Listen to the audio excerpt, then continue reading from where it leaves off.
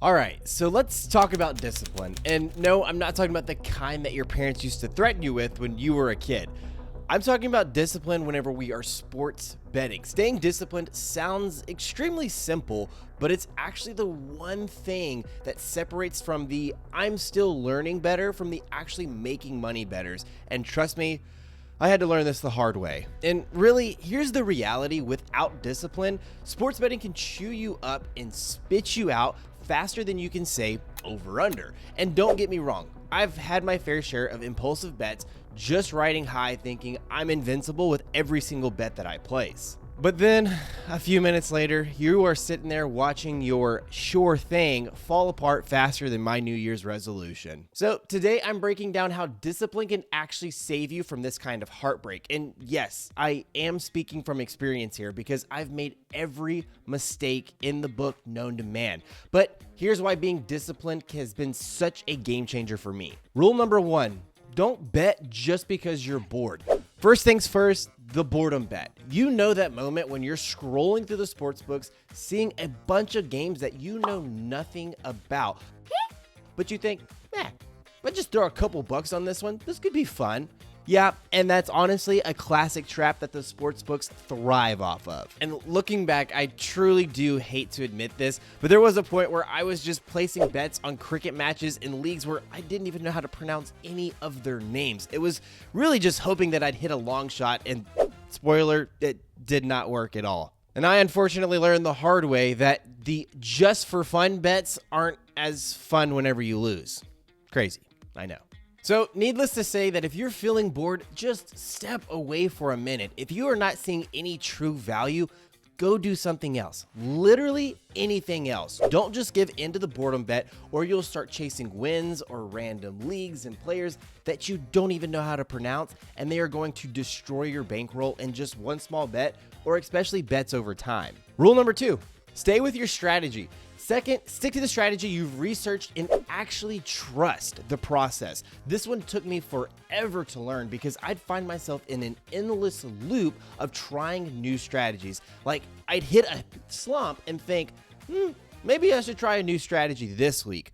Spoiler, that also doesn't work. And that's simply because switching strategies every single week is like changing lanes in traffic every time one car moves ahead. You just end up stuck, frustrated, and wondering why you didn't even just stay in one lane the entire time. So instead of trying to reinvent the wheel every single time, find a strategy that you believe in, that works in the long run, and just stick with it. No more changing it up because you lost a game or two or you had a bad day. Discipline is about committing to the process even when things do not go your way. Rule number 3, don't chase your losses. And guys, this is a huge one. This is the classic one, right? You lose a bet and then suddenly you're pulling out all of the stops to say, hey, I gotta win that back. The discipline here is knowing when to stop. Take the loss, learn from it, come back another day, because forcing wins usually just leads to more losses. Rule number 4, stay within your bankroll. And I know this one is very, very difficult and one that we all struggle with, especially when we first start sports betting. But think of it like a gas tank. You can't try to drive across half the country on just half of a tank of gas, right? Because at the end of the day, all that is false hope and unrealistic expectations. Discipline with your bankroll means not going all in just because you're feeling confident. If you want to last in betting, only bet a small percentage of your bankroll each time. That way, if you lose, it's a bump, not a car crash. So here's what I've learned. Discipline is not glamorous. And yes, it is very difficult to stick to that process, but it's the only thing that is going to keep you from throwing away your bankroll on bets that simply make no sense. And that's exactly why I rely on tools like Daily Grind Fantasy. As you can see here, if you don't know what Daily Grind Fantasy is it is a tool that is able to quickly scan the market and shoot back results to you compared to what all of these other sports books are saying. So as you can see here, if you bet on daily fantasy sites like Prize Picks, Underdog, Parlay Play, Better Picks, and so many more other books,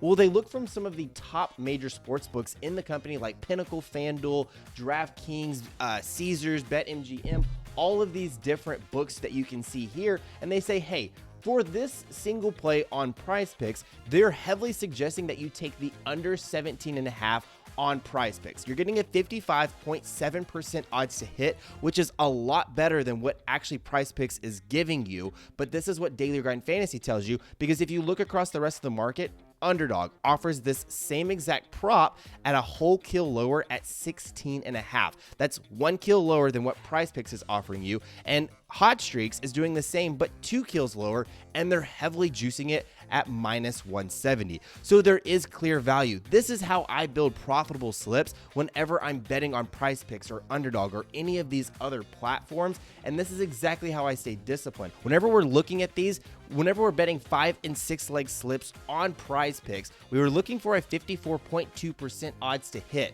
So if we can get all of these slips, obviously are all above 54.2% odds to hit, then we're rocking and rolling and we're looking pretty good. And with that, you can tell that we can obviously build out a ton of other slips with this. Now, if you wanted to go to Underdog, we can build out several slips on Prize Picks, then we go to Underdog and we can do the exact same thing there. Now, Underdog is a little bit different with their payout structure.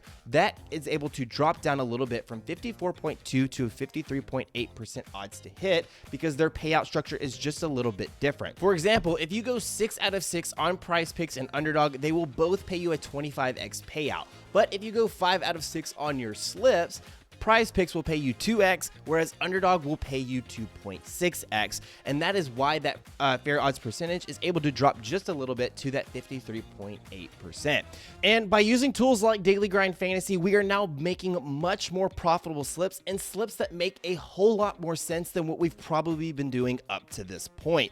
We're depending on books who have dumped millions and millions of dollars into creating these lines, and they will always and forever know much more than you. So start listening to them, because again, this is how you build profitable slips over time. So again, I get it. Discipline is tough. Trust me, I am the poster child for what happens when you do not stick to a plan. But if you do stick to the tools that Daily Grind Fantasy is offering you, I promise you, you will be a consistent bettor over time, and you're staying consistent and focusing on the quality of your slips rather than just blindly picking whatever you want. You'll start seeing the results without tearing your hair out after every single game. Now, that's all that I have for you. So anyways, if you thought that this video is very useful, please make sure you hit that subscribe button, hit a like as well, drop any comments down in the sections below, and I will be getting to those in future videos. However, best of luck to y'all betting, and I will see y'all in the next one.